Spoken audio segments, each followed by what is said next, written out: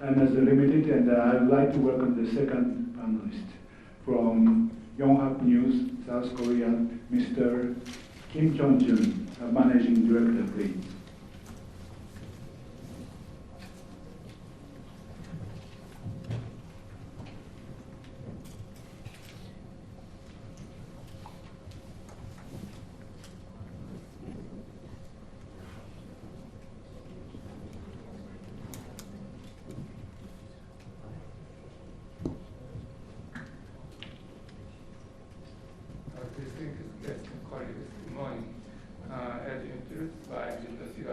My name is Hyeon-Jun, Managing Director of Yonhap News of South Korea. First of all, I would like to thank Mr. Toru and the other colleagues for hosting one video board meeting. When it comes to the topic of the first panel, how can news agencies reach young audience, I would like to introduce one of our efforts in this month to attract young audience, which is new digital media strategy for millennials and Generation Z via news gamification. As global news wire services representing South Korea, Yonhap News Agency is renowned for not only serving domestic readers' right to know, but also international opportunities to provide six foreign language news service. In the past, the key performance index was limited to a role as a traditional news outlet, but Yonhap is currently searching for better ways to provide information by adapting latest data technologies and create a younger generation-friendly news media solution in the form of gamification and obtaining first-party data from readers. As for more details on this theme, my colleague Hwang will make a further presentation following my text. Thank you. Good morning. My name is Hwang. Let me continue to speak about this theme topic following Mr. Kim. During 2023 World News Media Congress hosted by Hwang, one of the main agenda was on young generations like millennial and Gen Z deliberately evading news. Instead, they tend to prefer snackable content like the short forms or gamified content, which is easy to enjoy anytime, everywhere. So, and as the young generations are much more familiar with OTT services, providing personalized recommendation content algorithm. And therefore, news agencies also must attempt changes like database personalization and AI-based autonomous content recommendation algorithm. Sorry. The next one is I want to stress the importance of obtaining first-party data via news gamification. For all the media outlets in the world, interpretation of user preferences and their trade data and display of appropriate content to each user based on the data of their personal interest have become more and more important in order to attract more young users. Yonhap has also been searching for the adequate answer between the role to ensure that the people's right to know by showing the same content to everyone, and the role to provide personalized and tailored news content to meet the need of each user, just like OTT services. We concluded that the providing playful, gamified news content will retain more users and lengthen their time spent in our news platform. And while users enjoy this gamified, playful content, their interaction and trade data become Yonhap's asset, and which is called first-party data, and are stored in data platform which is called CDP, Customer Data Platform.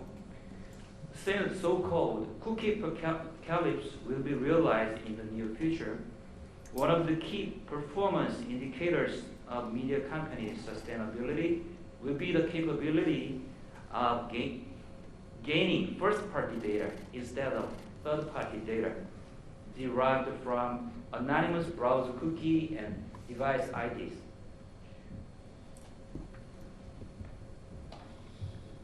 And news everywhere is the key aspect and notion of Yonhap News games.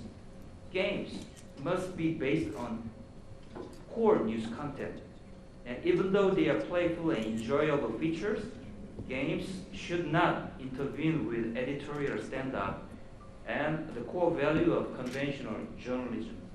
The core value of our news games are to help players remember certain issue conveniently and help them to understand the news content much more easily. The New York Times games was one of the great prior success cases in gamification, but it was much more challenging for Yonhap games because the Northeastern Asia's media environment is quite different, actually, which is to have more rigid and more conservative atmosphere. The main objectives of Yonhap games is to transform Yonhap's rigid brand identity, which is complying with strict editorial rules, into intriguing, short-form snackable content publisher, delivering news with a sense of humor and full of insight. I'm convinced that this Yonhap games will be the medium and catalyst to bring more users into our media platform. There are four most important goals we took into consideration when developing Yonhap games for Gen Z and millennials. The first one is to create distinguished gamified content. The second one is to establish a knowledge tracking system and my page for personalized services. And third one is a systematic link between games and data platform, including CDP and CRM. And last but not least, game management system, which is linked directly to Yonhap content management system. After officially launching the actual news game website last week, we set login word to let unregistered users play up to 10 games. After the free trial, users must register or sign up via their social service account, widely used among young customers like Naver and Kakao, in order for users to gain unlimited access to games. Sign up with a social account is the most easy and convenient way to log in. In this process, we can obtain the users' connecting information data given from their social account. As you may see, the key point of these games is that we constructed a direct link between simple games and related articles with a hint. The project was carried out under a notion of news everywhere, which represents our goal that by connecting core news articles with trivia like puzzle and crossword, readers may stay connected with the latest social issues and information anytime, anywhere. The quality and quantity of news games can be guaranteed because they are all based on Yonhap's fact-based, trustworthy news articles. Yonhap made every effort to provide a variety of gamified features, namely news quiz, crossword, pros and cons, news board, and automated counseling services, generating its solution and answers by using ChatGPT. That this is an example of automated counseling service generated by ChatGPT. And let me skip to this page. Okay, so the next one is about how to create and manage gamified content. As I have mentioned earlier, the games should be intuitive and easy to generate with least editorial intervention. In order to make that possible, we developed Yonhap Games administrator page, which helps creators to generate a single game in less than 20 seconds. A game creator may browse any news article that Yonhap has already published and upload them onto our generator, and then create any games related with news topic. And in order to encourage young users' active involvement with gamified news content, Yonhap Games provide a personalized service which are called My Page and Knowledge Tracker, in which each user may access to their own personalized page to keep record of their personal trait and see details on which subject or categories are their favorite ones. They may also check visualized data on how they are gaining knowledge through games and related articles. In conclusion, Yonhap Games' main objective in terms of data gathering is to legitimately gain first-party data, thus building automated content recommendation algorithm. By interpreting first-party data acquired by readers' active involvement with news games, we became sure that Yonhap Games may serve as new digital media solution, especially for young generation. After adopting gamified features, user PVs, demographic spread, and gender ratio were all improved compared to the moment when it provided core news only. As for average PVs, our core news site shows 1.52 page views per person, but Yonhap Games reflects more active interaction with the result of more than 15 page views per person. As South Korea's representative news agency, Yonhap must disseminate fact-based, accurate news content to serve the public good. In reality, many PVs and UVs take place thanks to straight and hot news, but that is the dead end. Therefore, Yonhap Games will keep young users stay longer in our platform and maintain continuous user journey through intriguing and interactive content. Lastly, I would like to conclude my presentation mentioning that Yonhap Games is only one part of our whole platform repositioning project, which Yonhap has been pursuing over a year. Thank you very much for your listening. Thank you, both of you. So, very interesting presentation. So, is there any questions on this presentation? Please. Yeah.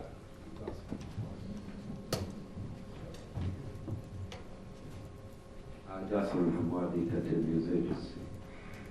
Thank you so much. It's a good approach to games to attract more audience. My question is, did you do it in only Korean language, or did you have it also in other languages that you could? Right now, just Korean English. Other questions? Let me ask one question. I think South Korea has a lot of resources very attractive to young people, like K-pop or drama. I wonder how Yonhap is utilizing these resources to attract young people.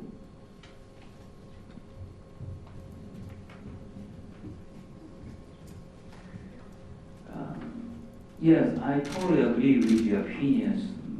As for our country, is very renowned for abundant news sources such as K-pop or K-drama, and other various cultural contents.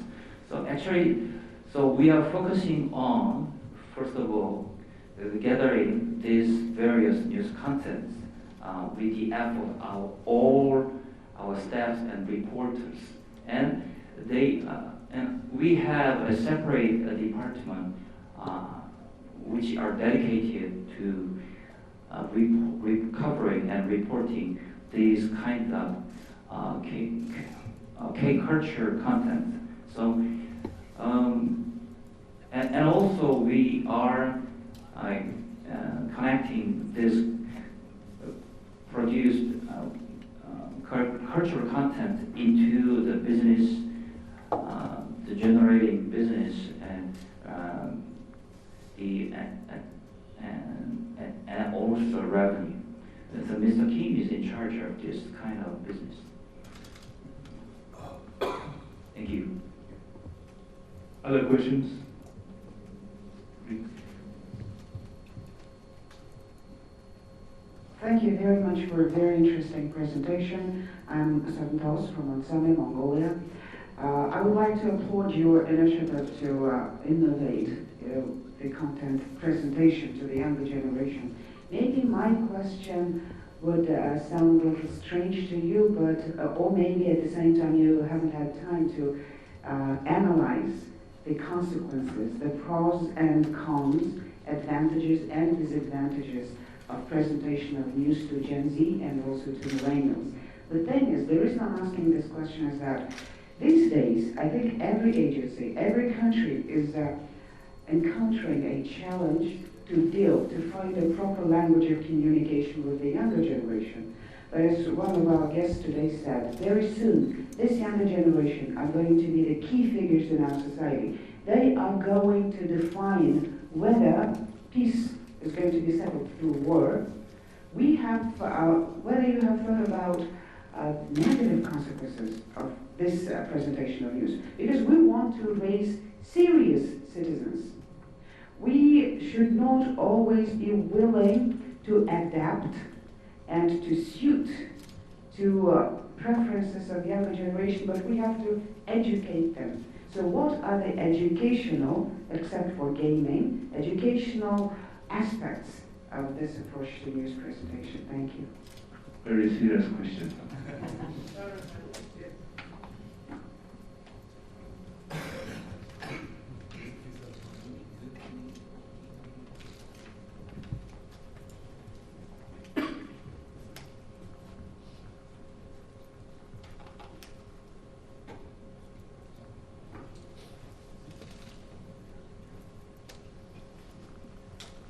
I think you hit a very good point. So the initiative of this project and News Games is to focus on the making more and more young readers to access our news platform. That is the main goal. So as Mr. Kim mentioned earlier, so the educational function of these games is integrated with the specific details. You can I'm sorry, but in the languages in just in Korean, so there are a lot of features. So we have invested very much on this project. So if some young user will play the game, in the process he will be automatically taught that he will gain an educational experience, and then Mr. Chikazawa said so young people does not pay attention to our general news. Yeah, and value over text. All of our news agencies have put much very great human resources to produce news articles. But so These games is one of the various ways to induce young audiences. Just please understand. Is this an application on the smartphone? We have not yet established any mobile application, but we have a plan to build it in the near future. Okay.